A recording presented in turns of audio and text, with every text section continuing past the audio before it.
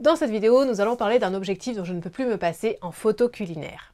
Alors ce n'est pas la première fois que l'on parle matériel sur cette chaîne. Je vous ai notamment fait une vidéo sur le matériel pour de la photo culinaire quand on débute, mais aussi une sur le matériel dans lequel investir quand on veut progresser en photo culinaire.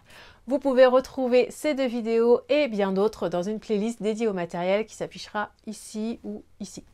Et avant de passer au contenu de la vidéo, je vous informe aussi que vous pouvez télécharger gratuitement mon guide sur le matériel en photo culinaire en cliquant sur le lien sous cette vidéo. Cela fait quasiment 2 ans, jour pour jour, que j'ai acheté cet objectif, et si je ne devais utiliser qu'un seul objectif aujourd'hui pour mes shootings culinaires en studio, ce serait celui-ci, le 105 mm 2.8 macro de chez Nikon. Vous avez l'équivalent qui doit être le 100 mm chez Canon, et je suis sûre que vous trouverez un équivalent chez les autres marques.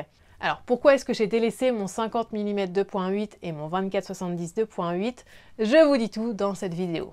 Entre parenthèses, je tiens à préciser que cette vidéo n'est pas du tout sponsorisée par Nikon et désolée par avance pour m'avoir un petit peu enrouée, j'ai réussi à choper la crève en Sardaigne pendant mes vacances, donc voilà, je suis un petit peu malade, j'espère que cela ne s'entend pas trop. À première vue, on peut se dire que n'utiliser qu'un objectif avec une longue focale et qui plus est un objectif macro n'a pas de sens en photo culinaire. Cela peut être très restrictif et il n'y a pas que les gros plans qui sont intéressants en photo culinaire, même si l'on aime ça, on doit se l'avouer, n'est-ce pas? En réalité, je n'utilise pas seulement cet objectif pour des gros plans, mais aussi pour des plans plus larges, comme sur cette photo de Layer Cake où l'on voit une mise en scène plus large, ou cette photo de coulisses de shooting. En fait, ce que j'aime avant tout, c'est son piqué et son incroyable qualité d'image. Si vous n'êtes pas familier avec le terme piqué, cela désigne la netteté et la précision des détails dans une image. Je suis toujours bluffée quand je zoome sur mes photos et que je vois la netteté des détails. J'adore notamment quand cela met en avant la texture ou la brillance, ou quand il s'agit de photos d'action et que chaque élément est figé et parfaitement net. Entre parenthèses, merci le flash pour cela. Ce que j'aime aussi avec cet objectif, c'est son bokeh. Le bokeh, c'est le flou d'arrière-plan ou même d'avant-plan. C'est particulièrement utilisé en photo culinaire pour faire ressortir le sujet. Et même avec une faible ouverture, j'arrive à avoir un bokeh très doux et je trouve cela vraiment esthétique. Autre avantage, comme il s'agit d'une longue focale, un 105 mm, il crée une compression de l'arrière-plan. La compression, cela consiste à rapprocher visuellement les éléments du fond de l'image par rapport au sujet principal.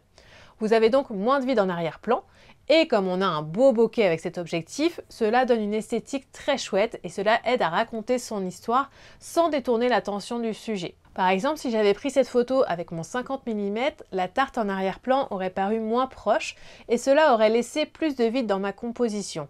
Alors ce n'est pas forcément inintéressant, mais j'aime ici comme la tarte supporte l'histoire et encadre le sujet. L'avantage aussi d'une longue focale est que cela crée très peu de distorsion, contrairement à des objectifs plus grand angle. La distorsion, c'est la déformation que vous pouvez voir parfois sur les bords de l'image, notamment quand vous avez des éléments assez hauts comme des bouteilles ou des verres. On voit ici que la bouteille n'est pas du tout déformée. Par contre, je dois dire qu'il y a un inconvénient avec cet objectif et c'est dû au fait qu'il s'agit d'une longue focale, c'est la profondeur de champ qui est très faible comparée à un 50 mm par exemple avec la même ouverture. Il faut donc ne pas hésiter à utiliser de plus faibles ouvertures, mais cela nécessite davantage de lumière. C'est un peu l'inconvénient. Par exemple, ici je suis sûre que vous n'auriez jamais deviné que j'avais utilisé une ouverture de f/18. C'est fou, non? On arrive quand même à avoir les tomates en arrière-plan qui sont très rapidement floues. Dites-moi en commentaire si vous avez déjà testé cet objectif et si vous avez d'autres favoris pour la photo culinaire. Si vous avez aimé cette vidéo, je compte sur vous pour mettre un commentaire et un petit pouce en l'air, cela m'aide énormément et cela me motive à créer d'autres vidéos. Merci beaucoup et à une prochaine vidéo.